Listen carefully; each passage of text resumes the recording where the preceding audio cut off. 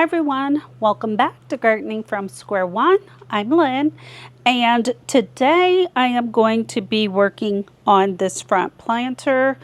I was away from my garden for about 10 days, and then of course I live in Texas Hill Country, and we had the heavy rains, and I had a lot of flooding in my yard, and so my yard is a mess in so many places, but I'm going to start here out front because of course it's the front of the house and I need to make it presentable. So what I'm going to be doing today is I'm going to be cutting back weeds. I'm noticing, gosh, this Veronica looks like spider mites all over it, so I'm gonna have to do something about that.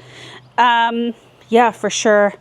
And this Nepeta, this is cat's meow.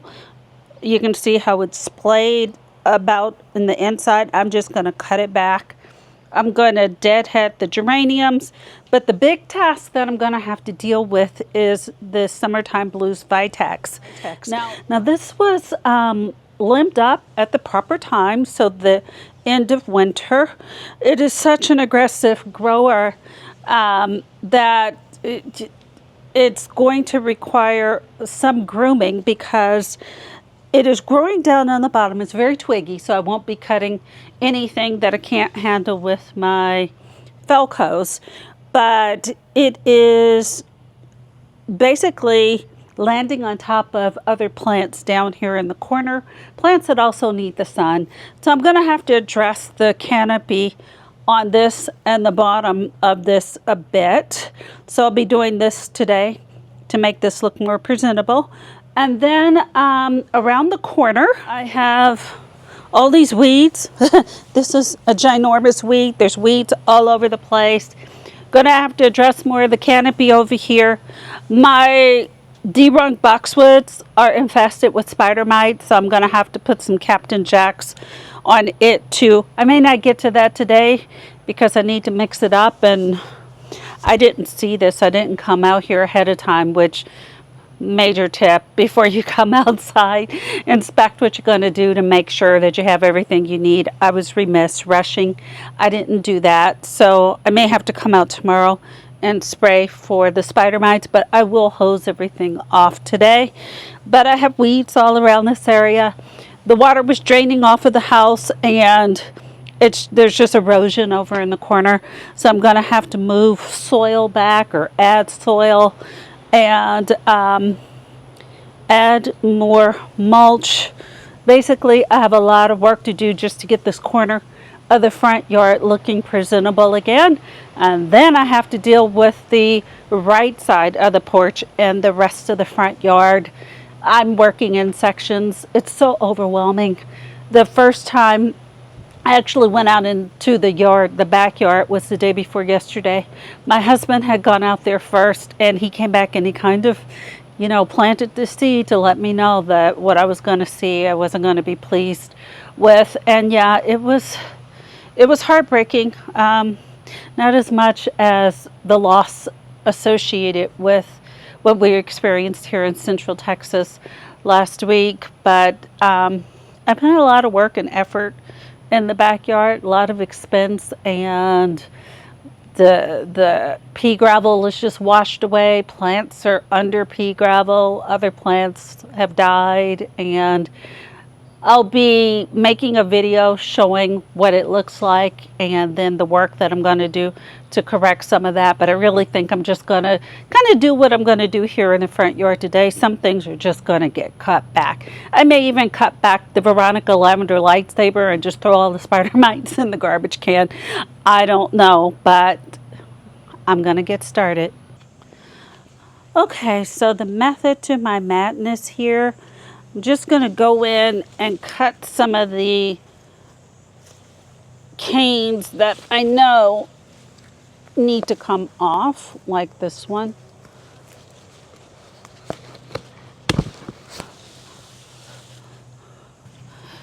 Okay, I'm just going to cut and then pick up because that's going to be more effective. And as I start to cut these canes, the canopy normally pops up. It's July.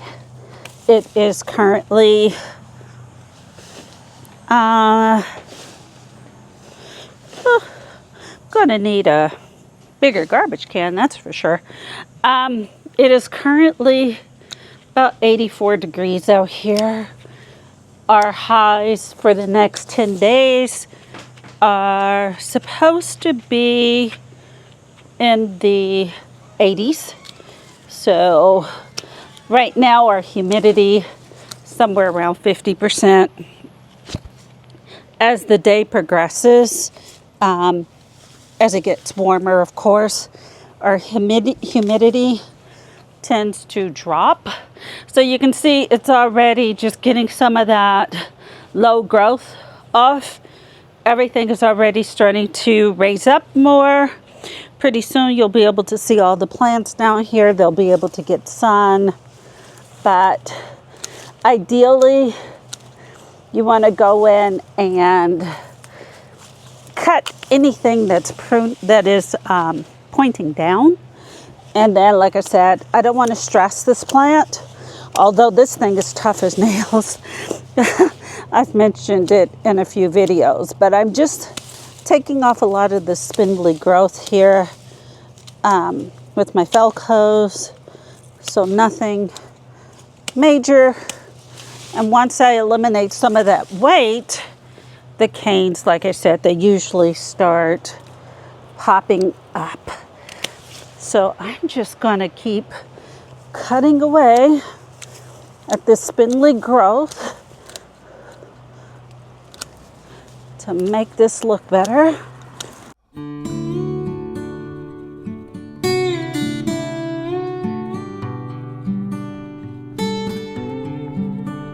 That's looking better already. Well, on this side. Okay.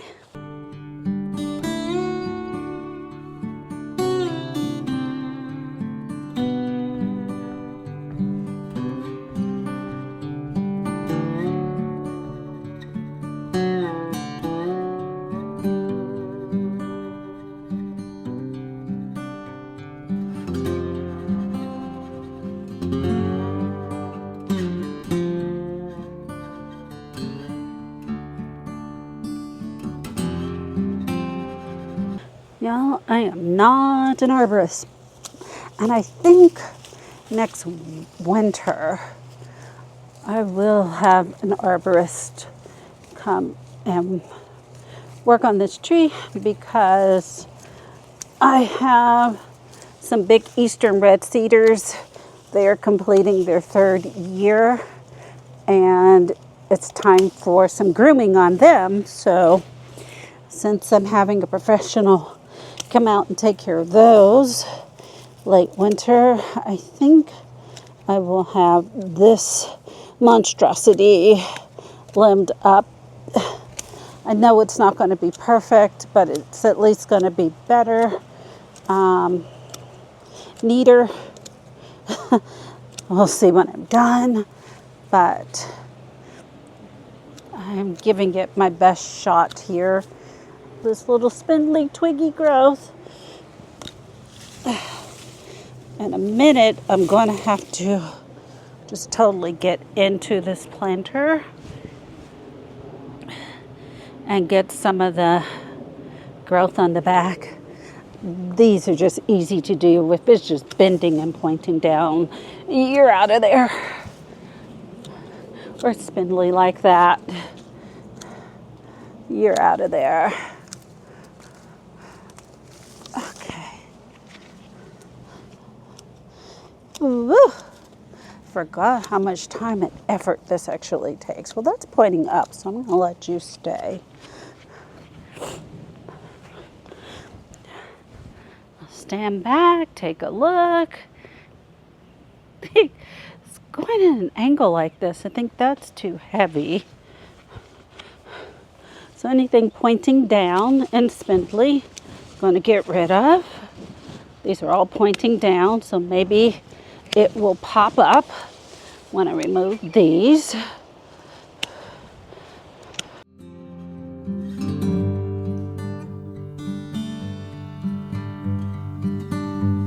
Ooh,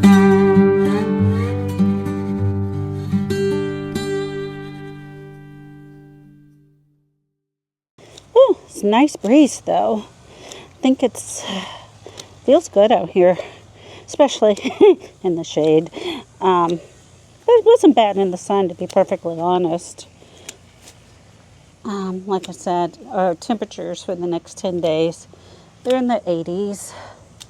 I think a couple of days we're going to hit 90.